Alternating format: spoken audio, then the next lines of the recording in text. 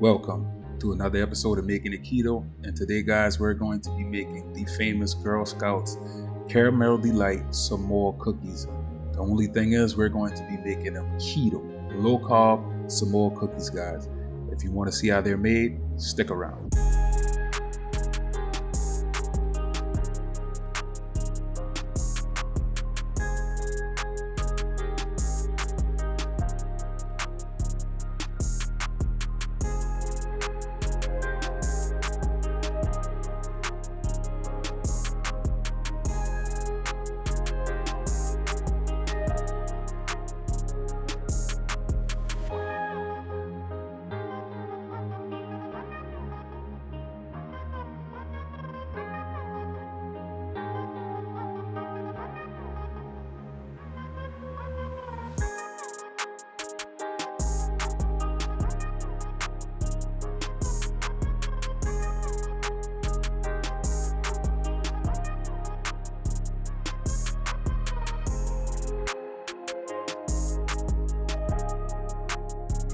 Guys, before we get started, I want to mention the last couple of weeks we have been bringing out some amazing videos, guys. If you haven't already checked it out, like the keto mozzarella sticks, or keto fried ice cream, or keto beer battered hush puppies, I highly suggest you to go try those videos out because they are great recipes and I know you guys love them.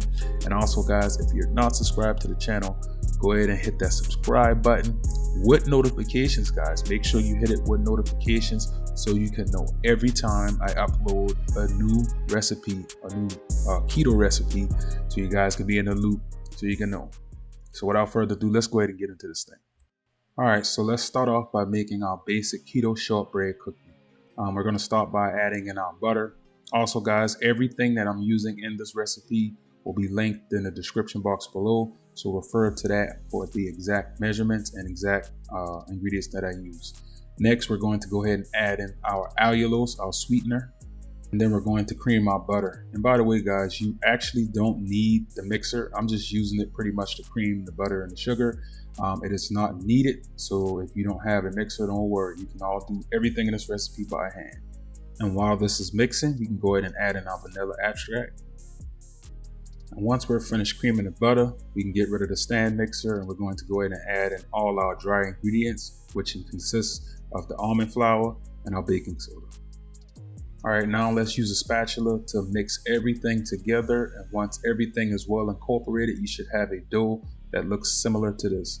Now guys, being that this dough has a lot of butter in it, what we're going to do is place this in the refrigerator for 30 minutes. This just makes the dough easier to work with when we get ready to cut it and shape our cookies. Okay, now while dough is firming up in the refrigerator, we're going to prepare the coconut portion of the cookie. So guys, this is approximately 3 cups of unsweetened coconut flakes. We're wanting to put this into the oven for about 7-ish minutes at 350. Keep an eye on it guys, because these things burn pretty fast. I would say about 5 to 7 minutes it should be getting, brown where it starts to look like this. And this is what we're looking for guys, just some, nice brown color to it. It's kind of toasting them. You don't want to go too far because like I said, they're easy to burn. And now we can get our dough back out. Guys, as you can see, I didn't let my dough chill for the, optimal 30 minutes because I got distracted. And I had a lot of other things to do, so I had to carry on with the recipe anyways. But as you can see, my dough is not as firm as I wanted it to be because it didn't get the proper chilling time inside the refrigerator. I struggled a little bit cutting out my molds and just forming the cookie because the dough was just really too soft. So like I said, pro tip, the best tip for this is to keep the dough as cool as possible, guys. It makes it easier cutting these shapes out. As you can see how soft my dough was, it shouldn't have been that soft. I just didn't have it in the refrigerator the whole 30 minutes because I got distracted. Anyhow, so if you guys were wondering how we made those circles within a circle, so guys, I just used my cookie cutter to get the outer edge, and then I just found this plastic piece sitting around the house. Not even sure what it's for, but anyways, I use that to make the inner circle. But if you have a donut cutter, that would probably be perfect because it would cut the outer and the inner for you at the same time. And as you can see, I'm using an offset spatula, a mini offset spatula to kind of peel the cookies up off the parchment and remove the inner core. So guys, as you know, once you get all your shapes out, what you'll do is just ball it back up and rinse and repeat. Mine, if your dough gets too warm, you might want to put it back in the refrigerator for it to firm up, because like I said, as you can see how soft my cookies are, it's because it just wasn't in the refrigerator to firm up, so I kind of fought it a little bit.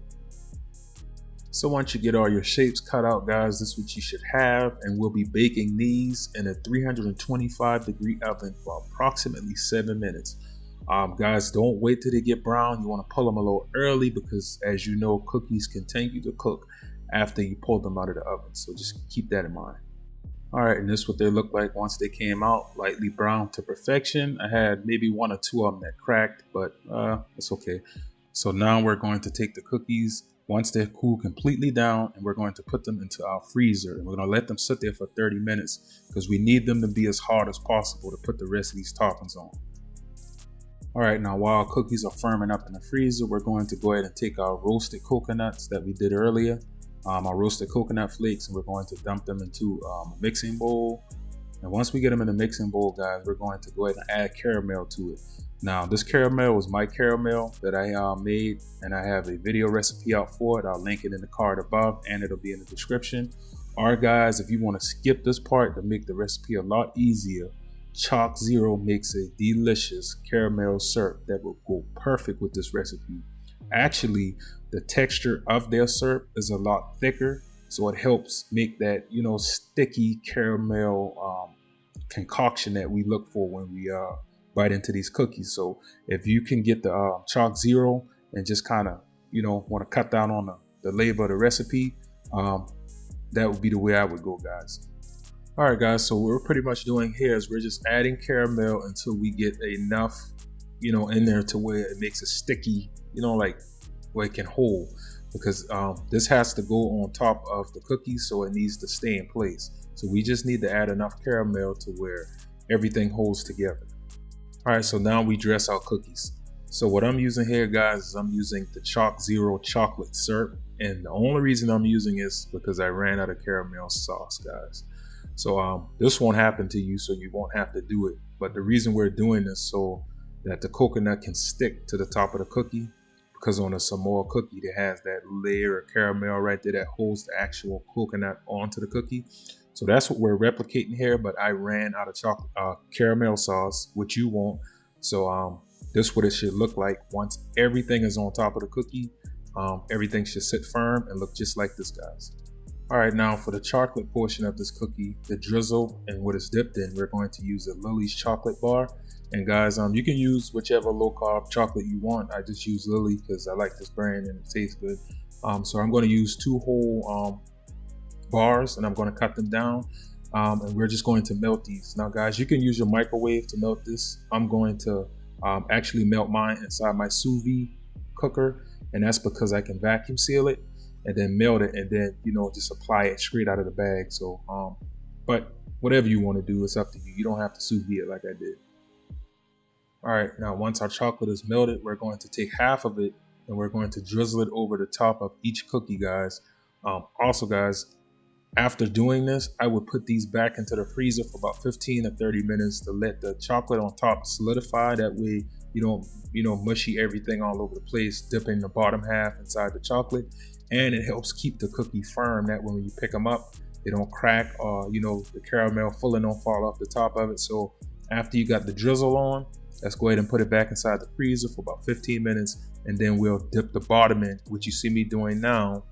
And then we'll put it back in the freezer to let everything solidify, and your cookies should be done. And there it is, guys, your keto Samoa cookies. Here's another great recipe, another great idea, another day making keto easy. If you don't know the motto here, the motto is we're making keto easy by making everything keto. If you're not subscribed to the page, go ahead and get subscribed. Hit the like button if you like the video. And if you want me to make anything keto, please leave it in the comment and I'll try my best to. I'll see you guys in the next one. Peace.